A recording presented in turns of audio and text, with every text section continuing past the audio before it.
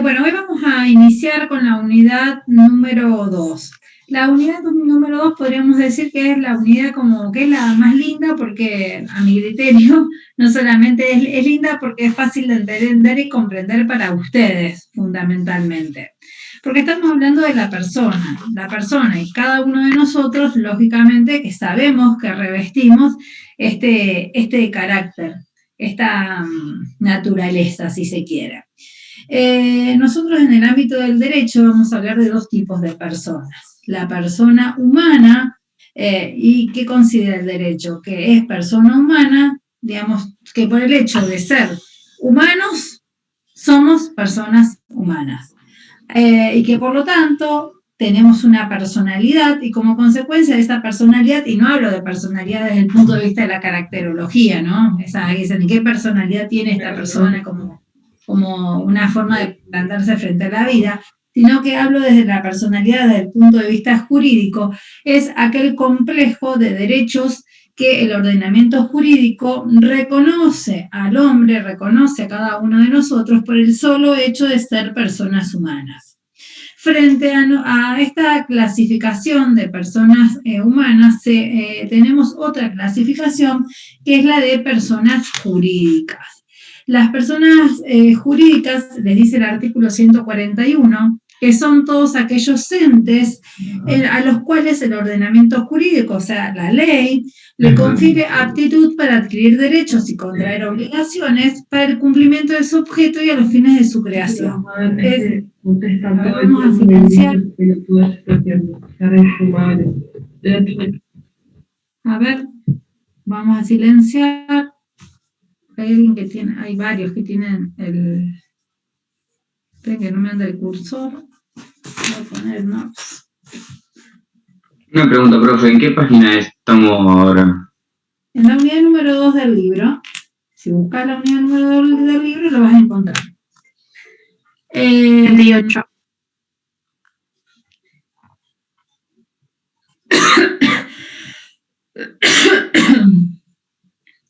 No. Perdón porque ando muy mal. De la garganta, enferma. Acá me preguntaban, que estoy mirando, recién pude abrir el chat, Lara, me preguntaba si hoy empezamos con la unidad número 3. No, yo les mandé el cuadro de la unidad número 3, hago un paréntesis acá, un alto en la clase. ¿Por qué? Porque necesito que ese cuadro ustedes lo completen para la clase que viene, ¿sí? Ese cuadro ustedes lo tienen que tener completo para la clase que viene, ahí tienen las estructuras conceptuales. Si ustedes agarran, no les digo que agarren un afiche y lo hagan gigante, pero si ustedes agarran ese cuadro y después de la parte del final del cuadro, no sé si alguno lo vio, donde habla de actos formales y no formales, sacan una flecha de instrumentos, ahí se termina toda la unidad de una manera bastante sencilla de entender, comprender y ver cómo se van relacionando los distintos conceptos. Perdón, ¿puede ser que no esté adjuntado el archivo? No sé, me lo tendría que chequear. Yo, pues mira, mandé 6 mails, porque por cada comisión tenemos 3 grupos de correos electrónicos. Puede ser que alguno me haya quedado sin adjuntar, puedo fijarme. ¿Lo recibieron o no lo recibieron? Sí, estaba adjunto. Sí, en el Zoom. Sí, en el Zoom. Se mandó el grupo de WhatsApp que tenemos. Alguien, una de las chicas lo mandó. Bueno, yo los mando, a ver, mi vía de comunicación con ustedes es el mail, ¿sí? Yo les mandé el material por el mail, después si ustedes lo suben o lo comparten en ese grupo de WhatsApp, yo no tengo problema, pero me gustaría saber si todos recibieron el mail con el cuadro para ver que no haya habido algún error de mi parte a la hora de adjuntar el archivo, que a veces nos pasa, que adjuntamos y no adjuntamos nada. Si fuese así, no sé quién me lo estaba planteando recién. Yo, sí, no me aparece a mí. Ahí dice, Pilar te dice que al lado del mensaje, si guaraní, aparece una flecha chiquitita. A mí también cuando lo mando me aparece una flecha chiquitita con un circulito negro. Esto para Sí, dice el título, dice cuadro U.3. Sí, pero la clase pasada me apareció así el material y ahora no me aparece. Pero bueno, no importa, después sí lo Tenés que pueden descargarlo. usar. O sea, hay una Sí, flechita sí, al sí. lado. Sí, la otra vez lo pude descargar el material, pero esta vez no. Bueno, cualquier cosa, después si total está circulando el material, lo vas a poder obtener desde otro lugar y si no me mandás por privado un mail para que te lo reenvíe, Agustina. Dale. ¿Dónde está afuera? Una consulta. Sí. ¿Qué estás haciendo? ¿Quién habla? Bueno, no sé. El parcial, ¿cuándo va a ser? Y No sé, no sabemos. Así como ustedes no lo saben, yo tampoco lo sé. Todavía no sabemos si va a haber parcial, si va a haber trabajo regularizador, no tenemos fecha al respecto. De todas maneras, generalmente se avisa con una antelación suficiente, ¿sí? Y se se les da, envían ¿no? ¿cuántas unidades más o menos? ¿3 más o menos? Y quizás las 3 primeras o las 4 primeras. Bien, Generalmente son las 3 primeras, ¿sí?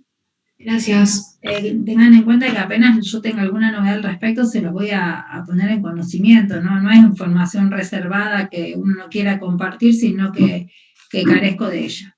Les decía que hablábamos en la unidad número 2 de la persona, tenemos la persona se clasifica en persona humana y persona jurídica.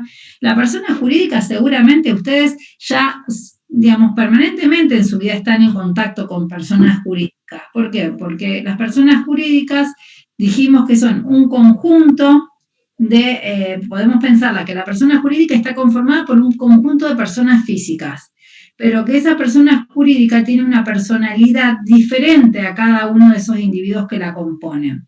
Y que la persona jurídica es conformada para cumplir con un objeto y un fin, tiene un fin. Ejemplo, la Fundación Favaloro, que las fundaciones son sociedades. Son personas jurídicas, perdón. La Fundación Favaloro es una entidad justamente sin fines de lucro que tiene por un fin o un objeto específico. ¿Cuál es? La atención de las enfermedades cardíacas como, digamos, primordial. Y así hay un montón de otras entidades con las cuales ustedes viven en lo cotidiano y que son personas jurídicas aunque no se den cuenta.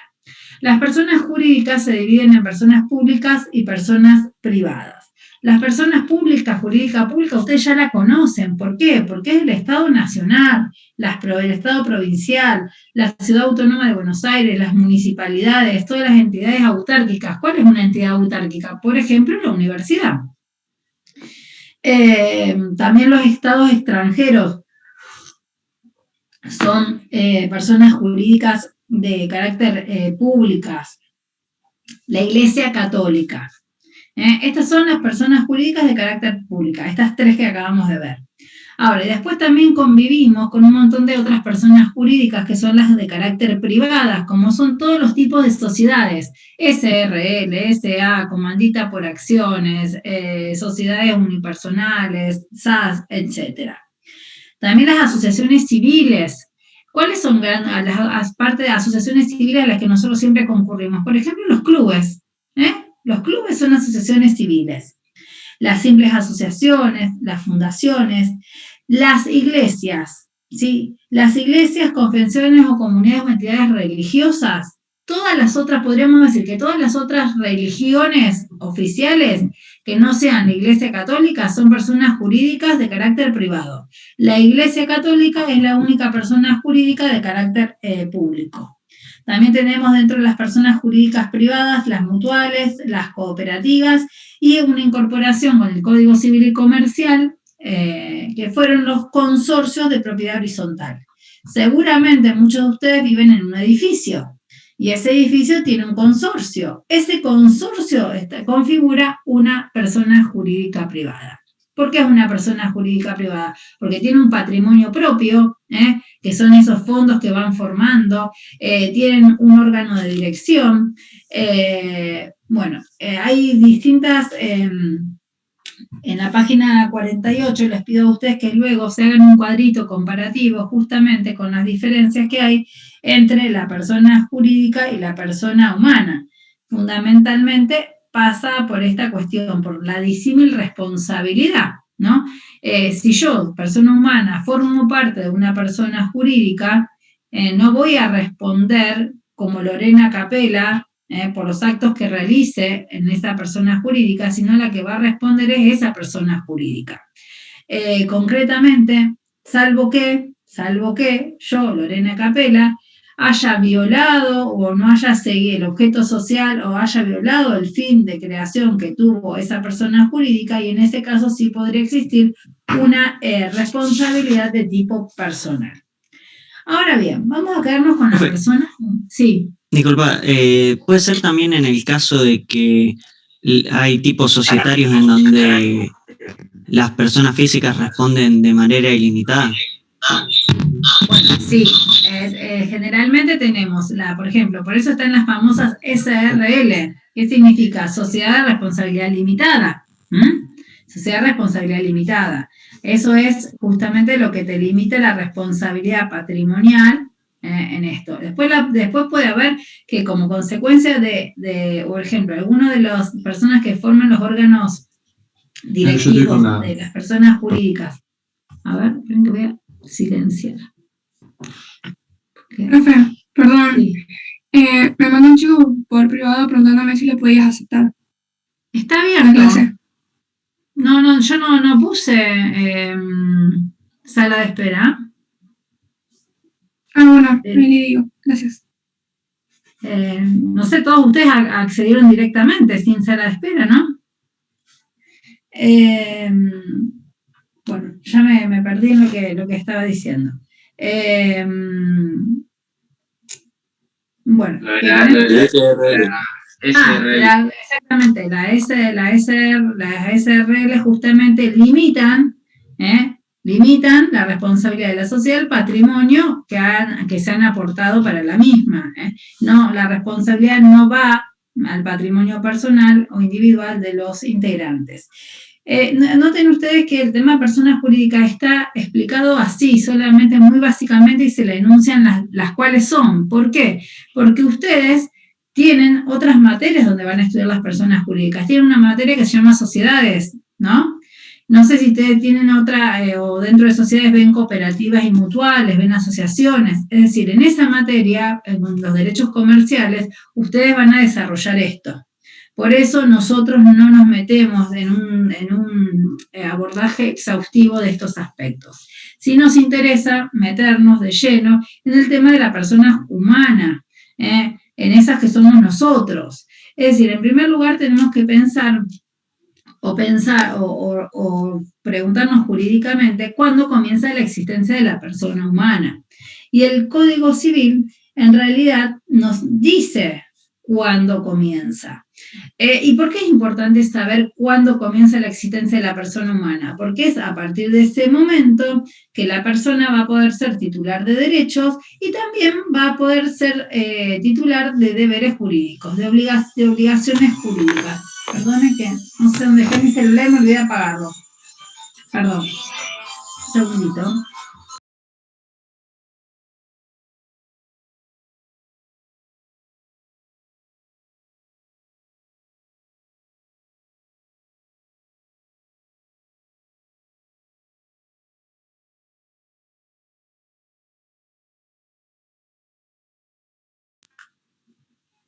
Perdón, me olvidé de silenciarlo, pero como es mi mamá y tengo a mi papá un poco delicado de salud, me tomé el atrevimiento de atender. Les decía que es importante saber desde cuándo se es persona humana, porque a partir de ese momento podemos ser titulares de derechos y también de obligaciones o de deberes. El código dice que la existencia de la persona humana comienza desde la concepción. Y entonces, pero el código no dice qué se entiende por concepción. Es como que decimos, la persona humana comienza desde la concepción. ¿Y qué es la concepción? Y ahí el código no nos dice nada. Entonces, tenemos que tener en cuenta que la concepción de una persona puede ser, digamos, por la reproducción biológica natural, o que también la concepción de una persona se puede lograr a través de una técnica de reproducción humana asistida. Esto que son las famosas que ustedes van a ver en el libro como TRA, y que al final del libro, en la paraunidad de familia, también van a tener esa terminología.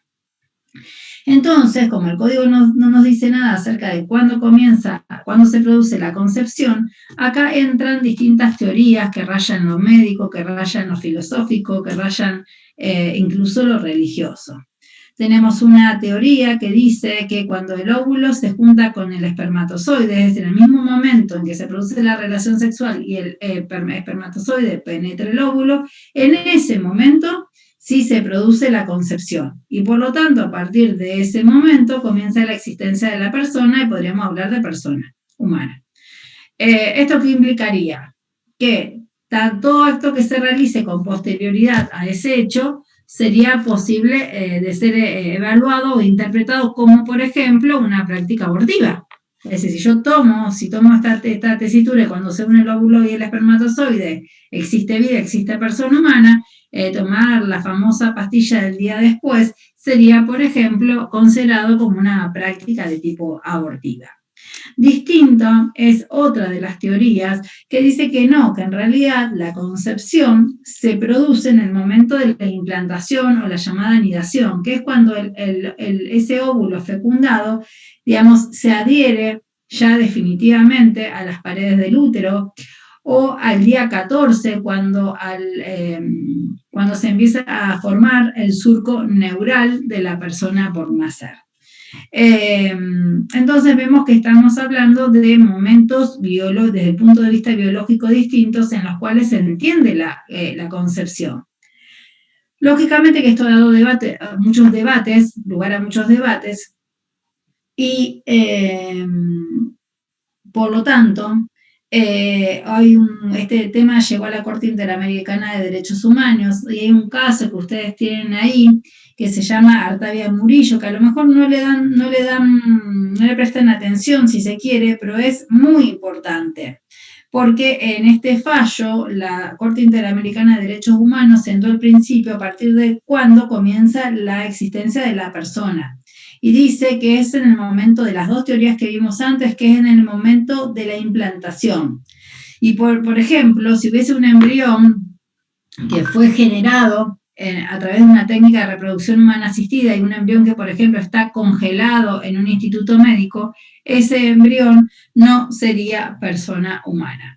Vieron que muchas veces se habla, van a desechar, por ejemplo en Inglaterra, muchas veces van a desechar tantos embriones crioconservados. Eso que la gente se extrae óvulos, espermatozoides, las parejas se fecundan, que se constituyen embriones y los dejan crioconservados en las clínicas. Y a lo mejor por sus proyectos familiares, si ya tuvieron 2 hijos, no quieren seguir teniendo más hijos, y por lo tanto dejan en las clínicas 2, 3, 4, 5 embriones congelados.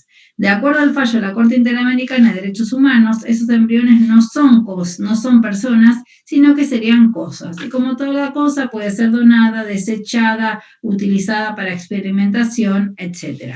Si yo considero, lógicamente, que porque esto también vuelvo a repetir, esto se puede opinar de cualquier manera. Se puede opinar y se puede discutir también de cualquier manera, porque es más, hay muchísimos planteos judiciales que discuten y dicen, no, impidan la destrucción de embriones crioconservados porque son personas. Entonces, esto dependerá, cada uno de ustedes podrá sostener la tesis que realmente más les convenza, porque es un criterio que está en permanente debate. Ahora bien, decimos que la persona comienza desde la concepción. Desde la concepción tenemos esas dos teorías, que la concepción es en tal momento o en tal otro. Ahora, lo que sí hace el código, si bien no establece el momento preciso en que se establece la concepción, establece un periodo general, es decir, entre tal mes y tal mes, estimo que se produjo la concepción. El artículo 20 dice, época de la concepción, es el lapso entre el máximo y el mínimo fijado para la duración del embarazo. Es decir, se presume, excepto prueba en contrario, que el máximo de tiempo del embarazo es de 300 días. Y como máximo, un niño puede estar 300 días en el útero materno, 10 meses para redondear. Y como mínimo, ¿sí?, el plazo mínimo de embarazo dice que es 120 días. perdón, 180 días, o sea, 6 meses, ¿no? O sea, el mínimo de un embarazo son 180 días, o sea, 6 meses. Aun cuando nosotros sepamos que hay niños que nacen antes, que son que nacen 5 mesinos, por ejemplo, yo conozco casos cercanos. Pero bueno, esto es lo que la ley dice, que presumo que tomo este plazo máximo de embarazo, 300 días, tomo este plazo mínimo de embarazo, 180, y en esa diferencia que hay entre 120 días, considera la ley que es el momento en que se produjo en alguno de los días de todos esos plazos la concepción. Ahora, decíamos que como consecuencia de que digamos que la persona está concebida, ¿sí? Surgen un combo de derechos y obligaciones a favor de esa persona. Estos derechos y obligaciones que puede tener la persona, ¿cuál es uno de los derechos fundamentales? El derecho a la vida, por ejemplo, de la persona por nacer. También el derecho a la propiedad, porque puede ser que una persona que por nacer reciba bienes. Supongamos, fallece el padre o el padre de la persona por nacer. Podrá tener después una línea hereditaria, recibir bienes, o puede ser que yo, que soy una tía, dono a la persona por nacer, a ese sobrino que tengo por nacer, le dono un bien determinado. Entonces, esa persona por nacer es titular de derechos de propiedad. Y así como es titular de derechos de propiedad, también tiene las obligaciones emergentes de ese derecho. Es decir, también tendrá la obligación de pagar los impuestos, por ejemplo. Ustedes me dirán, pero ¿cómo va a salir? ¿Cómo va a ser la persona por nacer para ir a pagar impuestos? Bueno, lógicamente que esto es una ficción jurídica. El que va a pagar los impuestos será su representante legal, que en el caso es la madre y el padre, o uno de ellos si no tuviese el otro. Por lo tanto, a partir de la concepción, la persona puede contraer obligaciones y puede ser titular de derechos. Ahora bien, el artículo 21 me dice, a ver, yo les digo los números de artículos no para que ustedes lo sepan, no los tienen que saber, tampoco tienen que saber el texto de los artículos así de memoria, ¿no? Simplemente para que ustedes se orienten en el libro. ¿Qué me dice el artículo 21? Que todos esos derechos y obligaciones que contrae la persona concebida y que no nació, van a quedar irrevocablemente adquiridos el día que nazca con vida. Es decir, que si el día del parto el niño nace muerto, todos esos derechos y obligaciones como si nunca los hubiese adquirido, como si nunca hubiese sido titular de ellos. Pero si el día del nacimiento nace con vida, esos derechos los adquiere irrevocablemente. Queda como titular de esos derechos y esas obligaciones. ¿Se comprende esto que estoy diciendo? Sí. Profe, yo tengo una consulta. ¿Y si nace con vida y a las horas, por ejemplo, fallece? ¿Qué es, Bueno, en ese caso? sí, la ley no exige viabilidad, ¿sí? Es más, se dice que hasta aunque nazca un niño deformado, esto se decía antes, ¿no? Aunque nazca un monstruo, un niño deformado, con facciones monstruosas, esto se decía, les cuento que esto lo decía la literatura antigua, vieja, aun cuando nazca, pero esto se los digo porque si no ustedes dirán que está diciendo la profesora, ¿no? Que se decía antiguamente que aun cuando naciese una persona que no tenga caracterologías humanas, porque esto suele suceder, ¿eh? Nacen niños con 2 cabezas y un solo cuerpo, o que tienen algunas deformidades físicas que son bastante aberrantes. Bueno, aún en este caso se considera que es una persona, y no importa que nazca y muera, basta con que haya salido del útero materno y haya respirado por un segundo para entender que vivió. Muchas veces puede existir duda entre si nació vivo o nació muerto, ¿sí? Porque puede ser que haya vivido un segundo. Entonces, frente a la duda, la ley presume que la persona nació viva. Si yo dudo si la persona nació viva o muerta, se presume que nació viva y por lo tanto los derechos los adquirió. Ahora bien, si hubiese alguien que cuestionase si nació vivo o muerto, lo que hay que hacer es una pericial médica, ¿no? Una autopsia, y en la autopsia se detecta simplemente si en la composición, en las paredes, digamos, si en los pulmones hay o no aire. Si en los pulmones hay aire, es porque el niño, aunque sea cuando salió y gritó, dijo, lloró y estaba vivo, o respiró un segundo y estaba vivo y después murió. Si en los pulmones no hay aire, El niño quiere decir que el niño nació muerto. Hubo un caso así, se los cuento como anécdota, un caso jurisprudencial donde se debatía si el niño había nacido vivo o muerto, porque era importante, porque había muchos bienes. Si el niño nacía vivo, heredaba todos los bienes que le habían dejado mientras él, digamos, el que había percibido mientras él estaba concebido. Si él nacía muerto, esos bienes nunca los había adquirido y por lo tanto se repartían entre otros herederos. Y se le había agarrado el cadáver del bebé y se le había puesto aire con un compresor, con un medio mecánico, ¿no?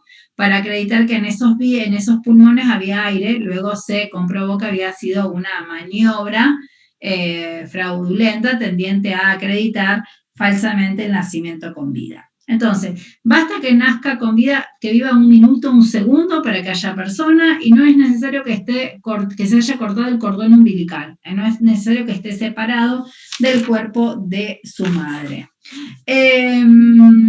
Dentro de ustedes en la página 52 tienen una lista justamente de todos aquellos derechos que puede adquirir. Dice que puede adquirir bienes por herencia o donación, que también la persona por nacer tiene derecho a reclamar alimentos a través de su representante legal.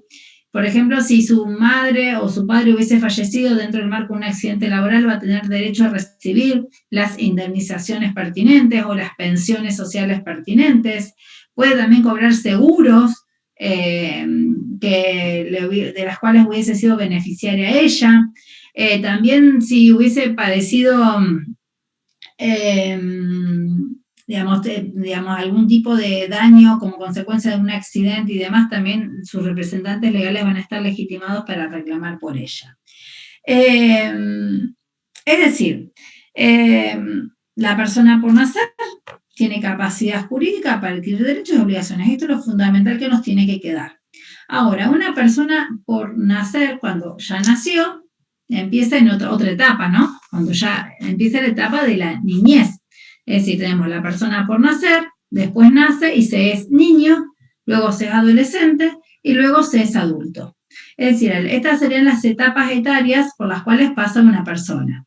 Desde el nacimiento hasta los 18 años de edad, tengan en cuenta que las personas son menores de edad desde el punto de vista jurídico, ¿no? Es decir, menores de edad significa que solamente a partir de que cumplen 18 años van a adquirir, digamos, todo el conjunto de derechos y obligaciones que el ordenamiento establece a favor de las personas. En la menor edad tenemos una restricción una limitación, mejor dicho, para no confundir con las palabras restricción, una limitación al ejercicio de ciertos derechos. Ahora bien, decía que desde el nacimiento hasta los 18 años se reputa que esta etapa de la vida se llama, que es la menor edad, la minoría de edad, ¿no? Dentro de esta etapa, desde el nacimiento hasta los 18, a veces se subdivide por edades.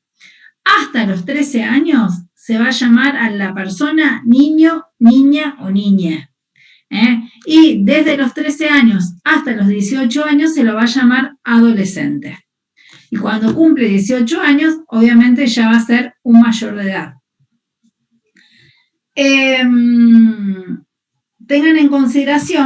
Tengan también en consideración que en base a estas edades, a medida que la persona va creciendo, va ganando mayor autonomía y va pudiendo ejercer por sí misma ciertos derechos, ¿no?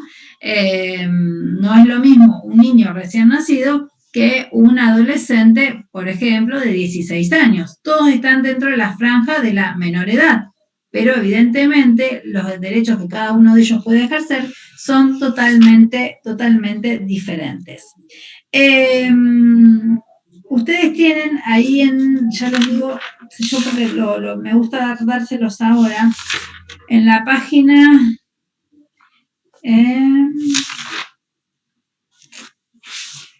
quiero buscar donde lo tengo, que es los actos que puede disponer el adolescente. Bueno, no importa, en la página que esté.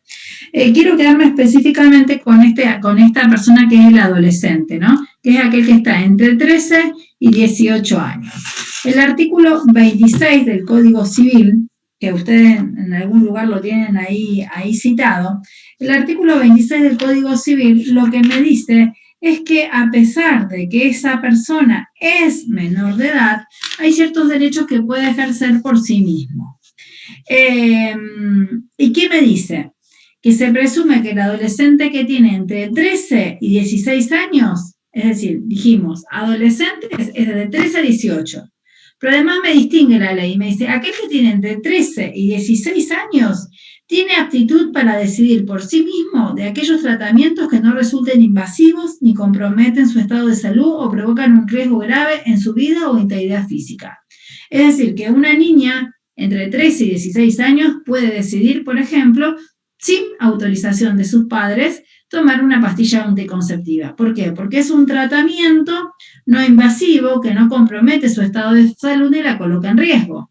Distinto sería una niña entre 13 y 16 años no puede por sí sola decidir hacerse un implante mamario, porque eso sí pone en riesgo su vida. Y por otro lado, este artículo continúa diciendo que si estamos frente a tratamientos invasivos que comprometen el estado de salud o está en riesgo la integridad o la vida, el adolescente va a tener que prestar, ¿sí?, su consentimiento siempre, y que, digamos, esto, aun cuando fuese entre 13 y 16, y que a partir de los 16 años, ¿sí? 16 años, fíjense esta edad, los adolescentes son considerados como adultos a los fines de tomar las decisiones atinentes al cuidado de su propio cuerpo. Y acá tenemos, y bueno, para todo vas a ser mayor a partir de los 18 años, pero para el cuidado de tu propio cuerpo, la ley te considera que vos sos adulto a partir de los 16 y podés tomar decisiones vinculadas a tu propio cuerpo. Como por ejemplo, podría ser elegir el psicólogo con quien quiero ir, con quien quiero que me atienda. También acá habría todo un tema. Si dice que yo puedo elegir a partir de los 16 sobre el cuidado de mi propio cuerpo, ¿puedo elegir vacunarme o no vacunarme contra el COVID, por ejemplo? ¿Sí? Entonces, este artículo es muy importante respecto a las cosas que puede hacer un adolescente. Ahora bien, esta persona humana que inició con la concepción, ¿cuándo termina la existencia de la persona humana? La existencia de la persona humana finaliza con la muerte. Todos lo sabemos, ¿no? Esto no se necesita ser un erudito en el derecho para saber que es así. Ahora bien, es decir, el fin de la persona, el fin de la existencia de la persona se da entonces por un hecho de la naturaleza, que es la muerte.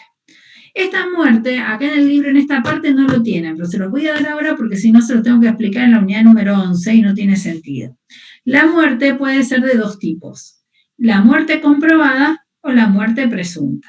La muerte comprobada es la más sencilla. ¿Por qué es comprobada? Porque tengo la prueba de la muerte, tengo el cadáver y veo que la persona está muerta. ¿Y cómo compruebo que esa persona está muerta? Y bueno, porque voy a seguir los criterios que establece la ley de trasplante de órganos, la 24.193, y voy a tratar de verificar que se den los extremos, bueno, los médicos, lógicamente no yo, los médicos tratarían de verificar que se den los extremos allí establecidos. ¿Qué dice? ¿Qué tenemos que verificar? Dice, el fallecimiento de una persona se considera tal cuando se verifican de modo acumulativo los siguientes signos que deberán persistir ininterrumpidamente 6 horas después de su constatación conjunta. Es decir, que tienen que darse todas las cosas que vamos a ver ahora durante 6 horas y todas estas situaciones se tienen que dar a la vez, no basta una sola.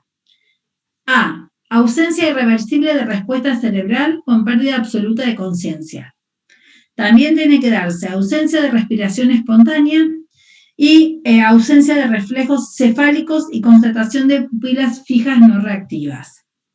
Inactividad encefálica corroborada por medios técnicos y o instrumentos adecuados a las diversas situaciones clínicas, cuya nómina será periódicamente actualizada. Bueno, porque acá dice que la inactividad encefálica la tengo que corroborar, ¿viste?, por los medios técnicos, por digamos, ejemplo, por los aparatos que utilizan los médicos, y que lógicamente que esos aparatos van evolucionando, y bueno, será de acuerdo al aparato que exista en cada momento en que se produce la muerte o se verifica la supuesta muerte de una persona. Entonces, en principio, para verificar, para decir una persona está muerta, tienen que darse todos estos requisitos durante 6 horas de manera conjunta. Ahora bien, la colita del artículo que me dice que la verificación de los signos referidos en el inciso D, o sea, la inactividad encefálica, no será necesaria en caso de paro cardiorrespiratorio total e irreversible. ¿Qué sucede? Generalmente, ustedes dirán, pero los médicos no esperan 6 horas para avisarte, digamos, esto también la lógica indica. O sea, no es que los médicos esperan 6 horas que la persona esté en esta situación y después van y le dicen a los familiares que está muerto, ¿no? En realidad, tengan en cuenta que estos son los parámetros para la ablación de órganos. Lo que sucede es que en la mayor parte de los casos las personas como mueren como consecuencia de un episodio cardiorrespiratorio, por un paro cardíaco, y entonces ahí ya es indiscutible, lógicamente, que la persona carece de signos vitales. Todos estos son criterios médicos, lógicamente, no médicos que han sido tomados por la ciencia jurídica y han sido plasmados en una normativa. Les decía que la muerte puede ser de 2 tipos, la muerte presunta, la muerte comprobada, que tenemos el cadáver para poder ver que se le dan todas estas situaciones, y después tenemos la muerte presunta. La muerte presunta, ¿cuál es aquella? Aquella, que esto vuelvo a repetir, no está en este punto, en aquellos casos en que no tenemos el cadáver de la persona para poder corroborar si efectivamente la persona se murió o no se murió. ¿Y esto cuándo sucede? Por ejemplo, con las personas que desaparecen dentro del marco de una guerra, o cuando explota un avión, y no se encuentra el cadáver de la persona o de las personas para poder verificar si está viva o está muerta. Entonces, como no se tiene el cadáver, la ley lo que establece es, según el tipo de siniestro, un plazo determinado de espera, y si la persona no aparece en ese plazo, la familia acude a la justicia y le pide al juez que dicte una sentencia que se llama de ausencia con presunción de fallecimiento. El que hace presumir que esta persona que se fuga, que no está más, que no aparece, está muerta. Estos plazos que establece la ley no los tengo en concreto muy presentes, ustedes tampoco lo tienen que saber, pero por ejemplo, de acuerdo a la gravedad del hecho, los plazos son menores. Un accidente aéreo donde existe casi 0 probabilidad de que una persona resulte viva, 3 meses. A lo mejor el desaparecer en una guerra son 6 meses. Esto se lo doy a modo tipo de ejemplificativo, no porque sean los plazos reales, ¿sí? Entonces se comprende la diferencia entre la desaparición, la muerte presunta y la muerte comprobada. En la muerte presunta, ¿qué podría hacer? Que aparezca la persona después de un tiempo, que la familia fue a la justicia, sacaron una sentencia que presumía que la persona muerta y después aparece. Hay una canción que ustedes son muy jóvenes y que no van a conocer seguramente, ya ni me acuerdo de quién era, pero la canción decía, no estaba muerto, estaba de pachanga, o sea que se había desaparecido, todo el mundo se pensaba que se había muerto, pero en realidad estaba pasando estaba de fiesta, ¿no? Justamente esta canción hace en cierto modo alusión a esa situación.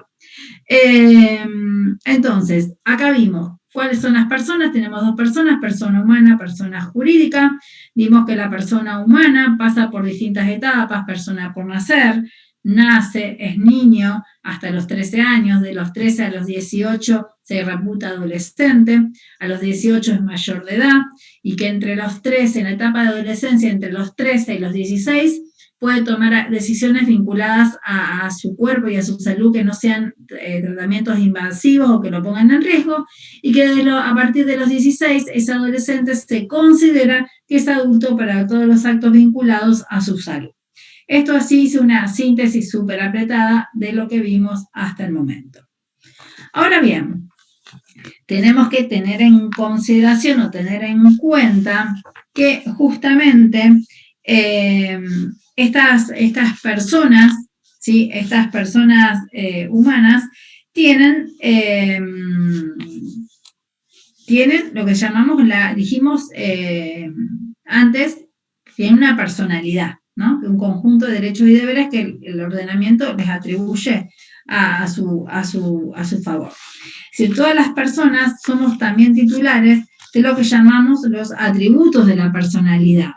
¿Qué son los atributos de la personalidad? Son ciertas cualidades que son exclusivas de la persona que nos tienden a identificar en la sociedad. ¿Cuáles son los atributos de la personalidad? El nombre que cada uno de nosotros tenemos, la capacidad para el ejercicio de los derechos, el domicilio, el lugar donde vivimos o donde trabajamos, el estado de familia. ¿Qué es el estado de familia? Es la posición que cada uno de nosotros ocupa en nuestra familia. Cada uno de ustedes es hijo de, nieto de, hermano de, ¿sí? Esa es la posición que ustedes ocupan en esa familia.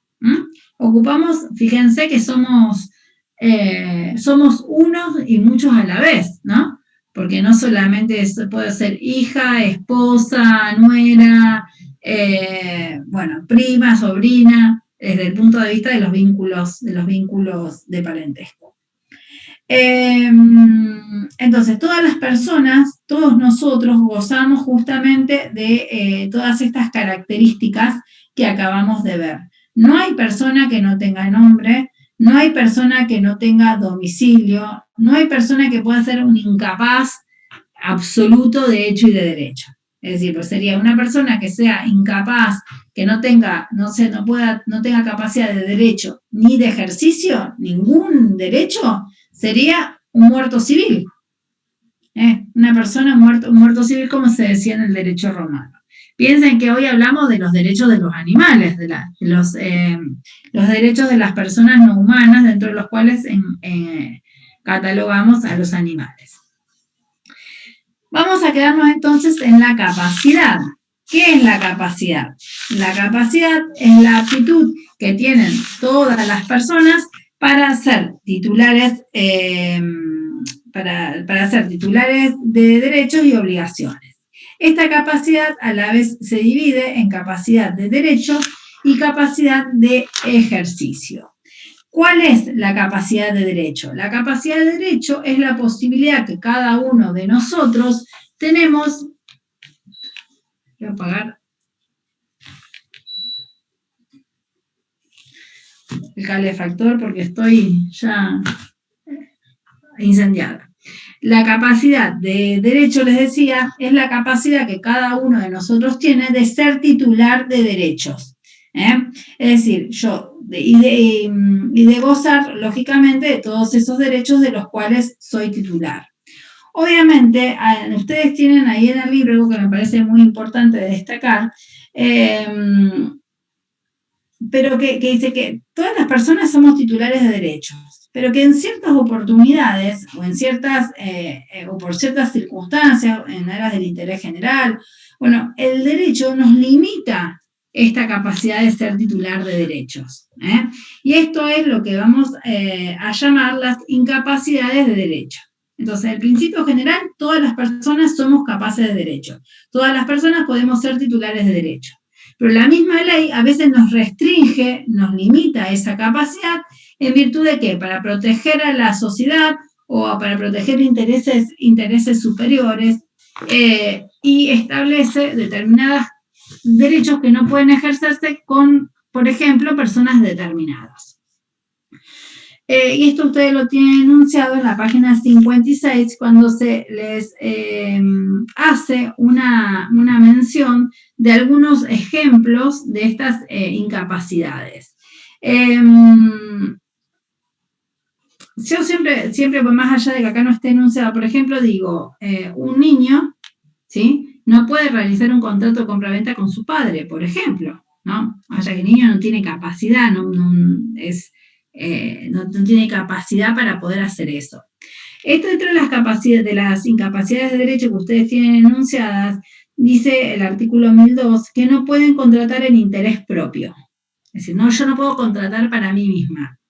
Si los funcionarios públicos respecto de los bienes respecto de cuya administración, enajenación están o han estado encargados. Es decir, si yo soy un funcionario público, ¿no?, y a mí me encomiendan vender los terrenos donde hay un polideportivo, yo, funcionario público que tengo a la venta esos bienes, no puedo comprarlos, ¿no? Bueno, esto imagínense, ustedes se darán cuenta que me dirán, che, ¿vos no mirás la televisión, profe? Sí, yo la miro la tele, y sé que hay un montón de funcionarios públicos, altos funcionarios públicos, que justamente han comprado esos bienes que tenían para vender, pero no lo han comprado a su nombre, los han comprado a través de las interpósitas personas, ¿no? A través de lo que se da en llamar testaferros.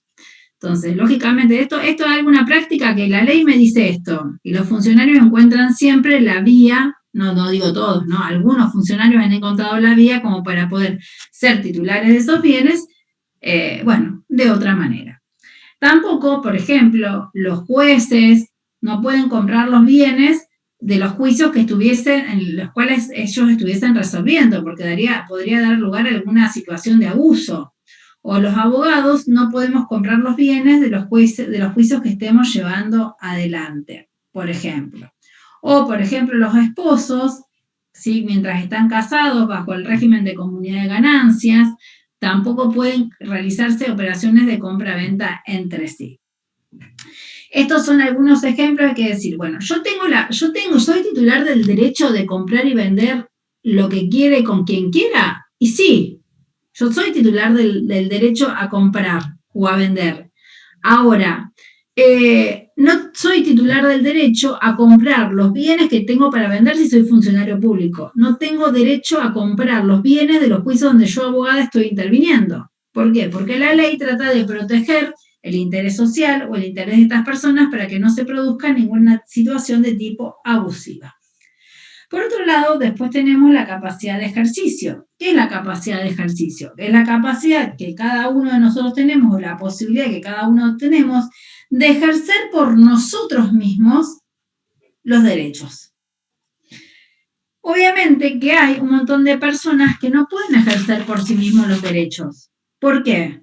Porque son personas, por ejemplo, que son menores de edad. Los niños pueden ejercer, ¿son titulares del derecho de comprar y vender? Sí. ¿Pero pueden ejercer esos derechos por sí mismos? No. Lo tienen que hacer a través de sus representantes. Y además, sus representantes tampoco pueden vender los bienes de un hijo menor sin autorización del juez, porque tratamos de cuidarlo y de protegerlo. Profe, Entonces, sí. hay alguien que hizo una pregunta por el chat. A ver. No leo chat, es verdad. Activen el... ¿Querés que la lea? Sí, a ver si me la buscas. Cuando hay una muerte presunta y al no contar con el cadáver, ¿esa persona pierde sus derechos? A ver, en primer lugar, a partir de que se produce la muerte, ya no estamos hablando más de persona, ¿sí? Dijimos que la persona, digamos, en principio la persona, el fin de la existencia de la persona se da con la muerte, presunto comprobada. Ahora, si esa persona que fue declarada presunta, el que no estaba muerto estaba de pachanga, vuelve de la pachanga, aparece, en ese caso hay ciertos derechos que se le rehabilitan, ¿no? No podemos decir, vos no existís, sos un fantasma para la ley, no, se le rehabilitan sus derechos, inclusive hasta desde el punto de vista patrimonial. Esto, digamos, no es un tema que digamos, sea parte del desarrollo de la materia, pero simplemente para que la persona que preguntó tenga idea, es así. Después recupera ciertos derechos. Bueno, estábamos hablando, ya me había perdido, de la capacidad de ejercicio, ¿no? Estábamos diciendo que la capacidad es la que hay personas que no pueden ejercer por sí mismos sus derechos, ¿no?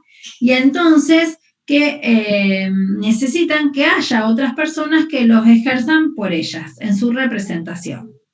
¿Quiénes son estas personas que no pueden ejercer sus derechos por sí mismos? Por ejemplo, tenemos una primera categoría, que son las personas incapaces de ejercicio. Es decir, las personas por nacer, Es lógico que no las puedan ejercer por sí mismos sus derechos. O las personas menores de edad. Recuerden todo lo que antes aclaramos sobre esta capacidad progresiva que tienen los adolescentes para ir ejerciendo de acuerdo a algún momento de su vida ciertos derechos. Tampoco pueden ejercer sus derechos las personas declaradas incapaces por una sentencia judicial. Que son personas, los incapaces son personas que por sí mismos no pueden ejercer ningún tipo de derecho. ¿Por qué? Porque pensemos en alguna persona que está en una situación de muerte cerebral, ¿no? O una persona que está en esa situación que no puede ejercer por sí mismo ningún tipo de derecho. Entonces ahí se declara la incapacidad.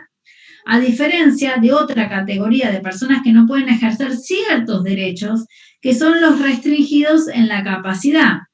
Es decir, que son personas que padecen alguna adicción o alteración mental permanente o prolongada, y que el juez puede, a través de una sentencia judicial, se le puede limitar o restringir el ejercicio de ciertos derechos. Por ejemplo, se le puede restringir el ejercicio de los derechos patrimoniales.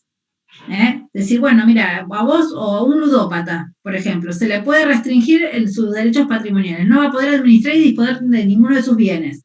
Pero se puede seguir ejerciendo todos los derechos derivados de la responsabilidad parental, vinculados a la toma de decisiones con relación a sus hijos. Porque puede ser que sea un ludópata y tenga un problema con el juego, y otra cosa es que sea mal padre. ¿Se comprende? Entonces, la restricción en la capacidad es que se saca, si se determina que está restringido, no va a poder ejercer ciertos derechos. Y después tenemos los inhabilitados. Ahora, bien, decimos que estas personas no ejercen por sí sus derechos. Y entonces la pregunta que nos tenemos que hacer es ¿quiénes ejercen los derechos por estas personas? ¿Quiénes ejercen los derechos de esta persona? Bueno, sí. Un ejemplo de inhabilitados. Bueno, el tema de los inhabilitados tiene que ver con justamente el artículo 100, a ver, no me acuerdo del artículo que era, ya te digo. El artículo 192 creo que es, bueno, creo que ya me pasé la hoja, ya te digo.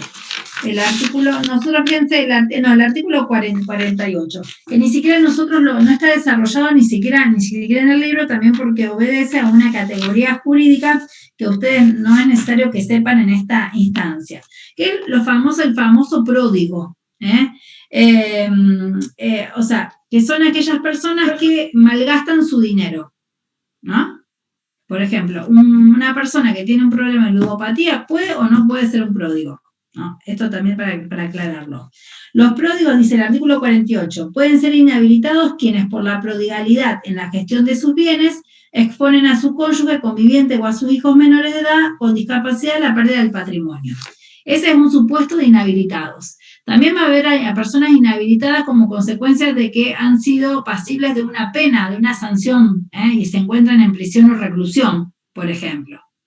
Pero te doy el ejemplo del pródigo porque es como el más, como que lo inhabilitas absolutamente para cualquier cuestión patrimonial. Y esta misma vía puede ser tutelada a través de la restricción, ¿no? También.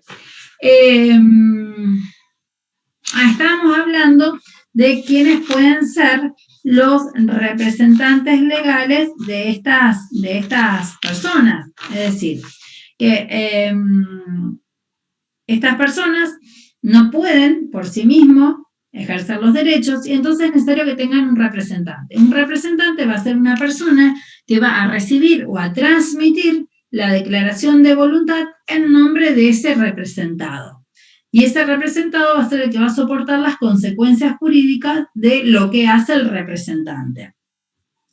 Tengan en cuenta que hoy por hoy tenemos, ahí se dice en el libro, un criterio de representación que es bastante flexible, porque no es que el representante tiene que excluir absolutamente al representado, debería darle algún margen de participación en la toma de decisiones en la medida en que esa persona obviamente lo pudiese hacer. Ahora bien, ¿quiénes son los representantes? Que era la pregunta que yo les hacía. Pensemos, las personas por nacer, ¿quiénes les parece que serán los representantes legales, los que van a ejercer los derechos y hacerse cargo de las obligaciones por estas personas? Los padres. Los padres.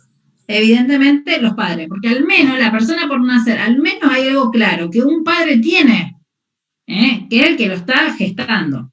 O sea, aun cuando no tenga padre, madre debe tener. O, bueno, o no madre o padre, pero por ejemplo en el caso de las personas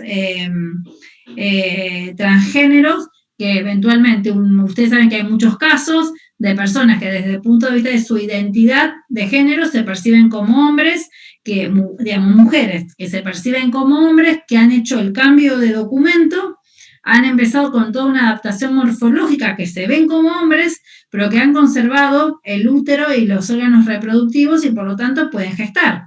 Ustedes googlean hombre embarazado, van a ver, digamos, como una vulgaridad en la expresión, digamos, hombre embarazado, van a ver estas noticias de personas transgéneros que llevan adelante embarazos.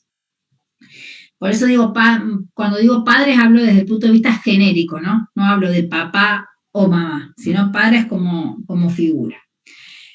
¿Quiénes son los representantes de las personas menores de edad? De aquellos que tienen... En primer lugar, los padres, ¿sí? En primer, él o los padres. Ahora bien, puede suceder que la persona no tenga padres, porque es huérfano, por ejemplo.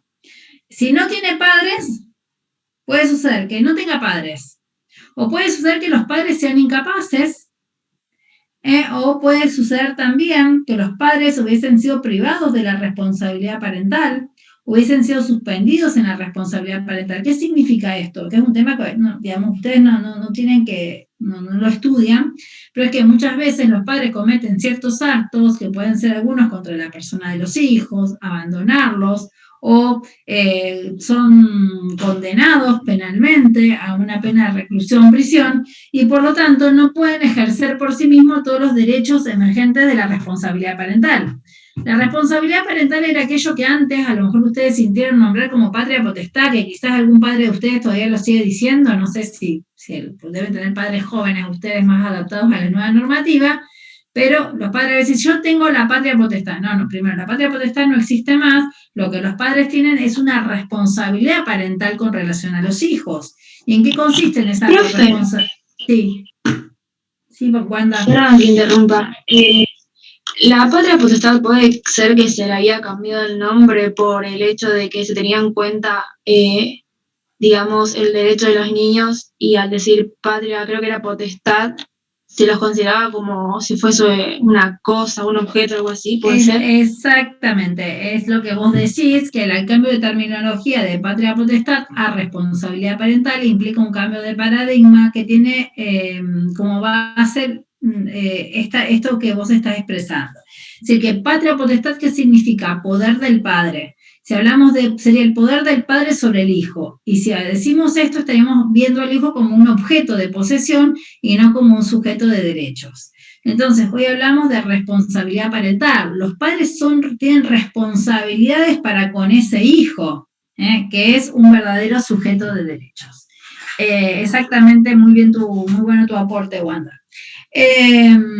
Entonces les decía que las personas menores de edad, si tenemos padres, los que ejercen la responsabilidad parental son los padres. Ahora, si no hay padres, no existen los padres porque no se desconocen o murieron, o los padres están incapaces, ambos padres o el padre que tuviese, digamos, cuya paternidad estuviese emplazado, es incapaz, o si los padres fueron privados, suspendido la responsabilidad parental, en ese caso entra la figura que alguien dijo antes del tutor. Del tutor, que va a ser un tercero que se va a encargar de ejercer, digamos, los derechos por esta persona que es un incapaz. También pueden darse los temas en el caso de los incapaces, ¿sí?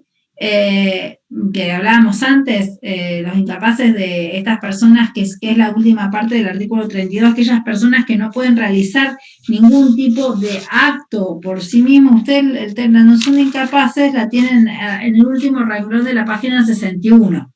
La incapacidad de ejercicio queda como última ratio para casos de extrema necesidad donde el sujeto no puede interactuar de ninguna manera con su entorno ni expresar su voluntad. Que es el caso que yo les decía de una persona que tiene muerte cerebral. En el caso de una persona incapaz, ¿qué le vamos a nombrar? Un curador. Un curador. Y también tenemos otra categoría que decíamos antes, que eran las personas restringidas en su capacidad. A las personas restringidas en su capacidad se les nombran, digamos, los representantes son de dos tipos. Se llaman apoyos, ¿no? Algunos que son personas que son designadas por una sentencia judicial, que son designadas por el juez como representante de estas personas restringidas para realizar ciertos actos. Dijimos no todos los actos. Al restringir la capacidad es como le restringo, no le quito todos los derechos. Y acá tenemos, ustedes tienen en el libro, una diferencia entre dos figuras, asistencia y apoyos.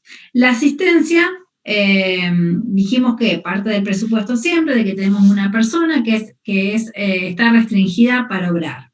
¿Cuál es la función de este asistente? Este asistente, justamente la palabra lo dice, asiste al sujeto en el momento que requiere otorgar ciertos actos que el juez o la ley no le permite realizar por sí mismo.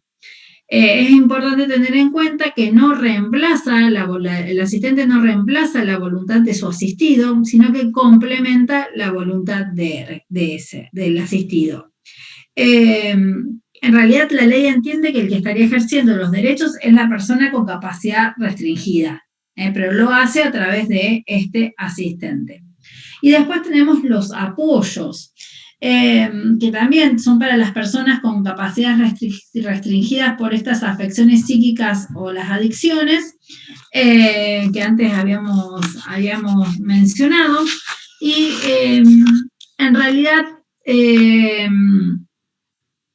lo importante es que la función del apoyo es como que el otro es más, digamos, asistente. El apoyo tiene que promover, es una persona que está al lado del restringido en la capacidad y que tiene en miras promover la autonomía, ¿sí? Promover que esa persona que tiene restringida su capacidad sea cada vez más autónomo y pueda, digamos, y facilite la comunicación, la comprensión y la manifestación de la voluntad de la persona para el eventual ejercicio de los derechos. Así, perdonen, en términos muy, muy generales, hablamos de las cuestiones de capacidad. Sí me interesa hacerle alguna aclaración con relación a estos restringidos en la capacidad, para que para la clase que viene eventualmente nos quede el tema del nombre, domicilio y ya empezar con hecho y acto jurídico. Decíamos que hablábamos de las restricciones a la capacidad. ¿Cualquier persona puede ser restringida en su capacidad? Bueno, la respuesta es no, ¿no? Solamente pueden ser restringidos, estoy buscando el concepto que me trae el código, pero no me acuerdo dónde está, en qué artículo. Bueno, pero solamente pueden ser restringidos en su capacidad a aquellas personas que padecen una enfermedad mental o una adicción, y que tenemos una limitación en cuanto al tema de la edad. Acá está, perdón, acá no encontré el artículo. El juez puede restringir la capacidad para determinados actos de una persona mayor de 13 años que padece una adicción o una alteración mental permanente o prolongada de suficiente gravedad, siempre que estime que del ejercicio de su plena capacidad puede resultar un daño a su persona o a sus bienes. Lo leí de corrido y ahora lo desmenuzo. ¿Quién restringe la capacidad a una persona? Solamente un juez. Solamente se restringe la capacidad a una persona a través del dictado de una sentencia judicial. ¿Y cómo se llega a una sentencia judicial? Para determinar que esta persona adicta o que tiene una enfermedad mental, una alteración mental, no puede ejercer sus derechos.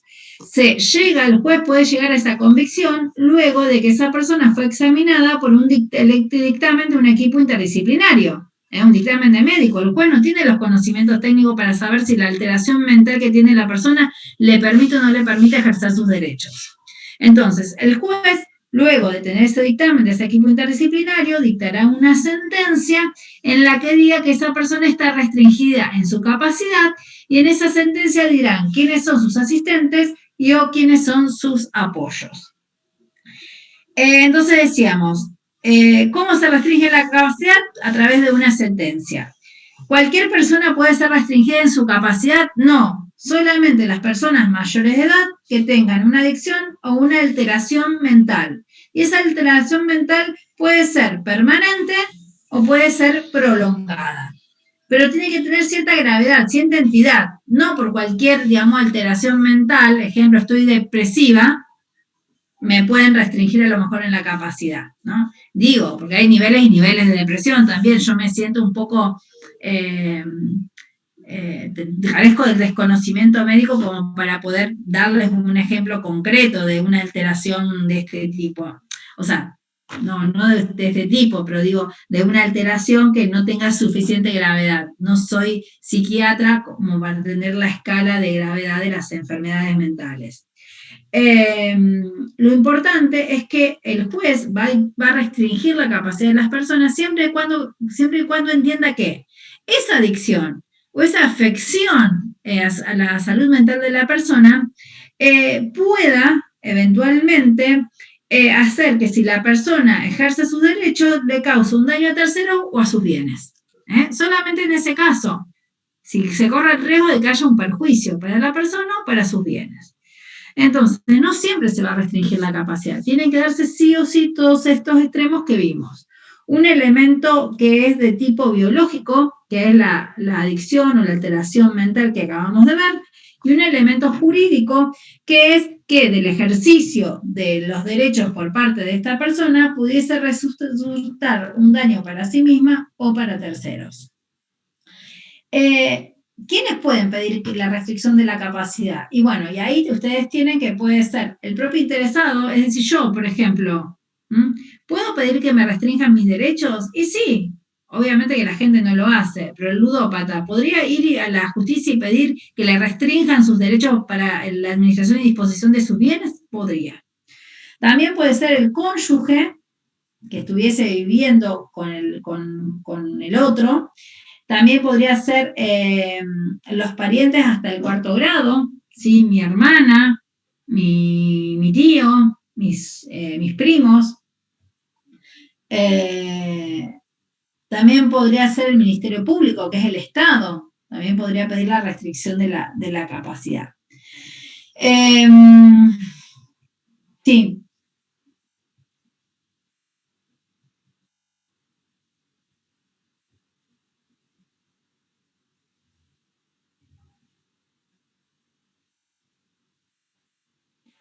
No, porque recordá que ese artículo que acabamos de ver, ¿sí? Primero, una persona, a ver, en primer lugar no mezcles, no sé si, o yo entendí mal la pregunta. En primer lugar, ¿quién puede ser declarado, no? El que puede ser declarado restringido solamente es el que tiene más de 13 años. ¿Hasta ahí vamos bien? Respecto a quién puede pedir la restricción, una persona menor de edad no puede pedir la restricción de otra persona. ¿Por qué? Porque no tiene capacidad jurídica para poder hacerlo. El que puede pedir la restricción de capacidad es un adulto. ¿Qué adulto? Los que acabamos de mencionar. No sé quién me había preguntado, perdí la imagen de quién me preguntó. Ah, bueno, Josefina. No sé si te fui clara con la respuesta o volví a preguntarme a ver si te completo. Sí, una persona menor de edad, sí. Pero, por ejemplo, en el caso de un chico menor de edad que ve que, por ejemplo, sus padres son alcohólicos, ¿no puede reclamar de ninguna manera, digamos? Sí, el niño puede ejercer derechos a través de sus representantes, ¿sí? O sea, podría el Ministerio si Público... sus representantes son... Ah, sí. El Ministerio Público podría, o podría eventualmente hacerse podría tener ese niño un abogado del niño, que también ejerciese sus derechos por él, en representación de él. El Estado puede asumir la representación a través del Ministerio Público, porque hasta el niño estaría en una situación de riesgo. Sí. ¿La escuela puede ayudar también o no? No sé qué me habló de la escuela, pero no vi el cuadradito donde se encendió. ¿Quién dijo algo de la escuela? Yo dije de la escuela, profe. Ah, Andrés. En realidad la escuela es buena a la hora de hacer denuncias, ¿no? y después será el Ministerio Público el que tendrá que tomar cartas en el asunto e iniciar las acciones correspondientes. Sí, como el inicio me refería yo. Sí, digamos, como para poder... Una ayuda, digamos. Claro, la escuela siempre... Porque uno no se va a ir hasta la comuna, por ejemplo, a pedir ayuda, sino que en la escuela es donde más poder preguntar, digamos. No, seguro. Es importante que todas todos los integrantes de la sociedad contribuyamos para este tipo de cuestiones. Siempre, cada uno de nosotros tiene una responsabilidad social. No hablo de responsabilidad jurídica social. Si yo conozco la situación de un niño o niña adolescente que está en riesgo, que están siendo vulnerados sus derechos, debo acercarme al órgano de protección, a la dirección provincial y hacer la denuncia, para que haya una intervención efectiva en esa familia y puedan ayudar a la familia. No es para que les saquen los hijos, no para que saquen los chicos, sino para que hagan una intervención activa y se ayude a esa familia, que se fortalezca esa familia para que supere, en el caso que ustedes daban recién, los problemas de adicción y alcoholismo. Una pregunta. Sí. Sí. Perdón, en el caso ese de los dos padres alcohólicos, también ¿quién podría pedirla? Dijimos Los abuelos, los parientes. Sí, los parientes dentro Abuelos, del grado. tíos. Exactamente. Pero un hermano mayor también. También, obviamente. Sí. Una pregunta, si por ejemplo el chico ya tiene 16 años y no sé, se quiere cambiar de colegio, por ejemplo, y los padres no están de acuerdo, ¿eso, por ejemplo, lo podría hacer? Mira, en primer lugar hay que tener en cuenta dos cosas. Lo que hablamos de la capacidad progresiva del niño era el artículo 26, era con relación a los actos vinculados a su salud, ¿no? Ahora, sí, lo que podría hacer un niño estos se llaman desacuerdos, por ejemplo, parece que los padres no se ponen de acuerdo entre a qué escuela van los hijos, entonces se presenta un juicio y la jueza decide a qué escuela va a ir el chico, ¿no? Pero previamente escucha al niño, niña o al adolescente y tiene muy en consideración lo que el adolescente quiera. Habrá que ver cuáles son las razones que avalan al niño para no querer ir a ese colegio. Y podría inclusive buscárselo una figura que hoy, digamos, yo soy particularmente abogada de niños, yo tengo clientes que tienen 14, 15 años, clientes que tienen 10 años, 9, y que me dan instrucciones en cuanto a la defensa de sus derechos, porque es un derecho que también los niños tienen, porque a veces sus representantes, sus padres, no ejercen los derechos conforme ellos quisiesen. Entonces existen, más allá de lo que ustedes van a leer en este libro, otras alternativas, otras posibilidades para que estos niños puedan hacer valer sus derechos independientemente de la negativa de sus representantes legales. Profe, una pregunta, ¿conoces a Florencia Cámpora? No, ¿de dónde la tendría que conocer? No, te pregunto porque es jueza de niñez, por eso. ¿Pero acá en Rosario? No, en San Lorenzo. Ah, no, lo que pasa es que yo no litigo casi en San Lorenzo, así que no, solamente en San Lorenzo conozco al juez, al doctor Escola, que es el juez de familia. Escola, sí, mi mamá lo conoce. Así que, pero no es que no litigo en San Lorenzo, eventualmente soy abogada de niños en San Lorenzo, pero no litigo demasiado, entonces desconozco a lo mejor a toda la estructura del Poder Judicial de allá. Entonces, me perdí. Estamos en las restricciones de la capacidad y con este tema vamos a terminar hoy porque fuimos maratónicamente y dimos un montón de contenidos. Tener en cuenta que las restricciones en la capacidad, esto es importante, no son para toda la vida. Esto no es para toda la vida, no es un castigo. Con el paradigma anterior, con la legislación anterior, cuando a una persona se la declaraba incapaz, era como que era incapaz para toda la vida, ¿no? En cambio, justamente las restricciones a la capacidad lo que tienden a que sean transitorias, es decir, que la persona pueda recuperarse. Justamente por eso en la sentencia se pide que el juez diga cuál es el diagnóstico, cuál es el pronóstico que va a tener esta persona, cuáles son el régimen de protección y asistencia que se le va a poner para que pueda ejercer sus derechos, con qué recursos familiares, con qué contención social cuenta para poder ejercer esos derechos. Y La sentencia concretamente tiene que establecer qué derechos se le restringen a la persona, ¿sí?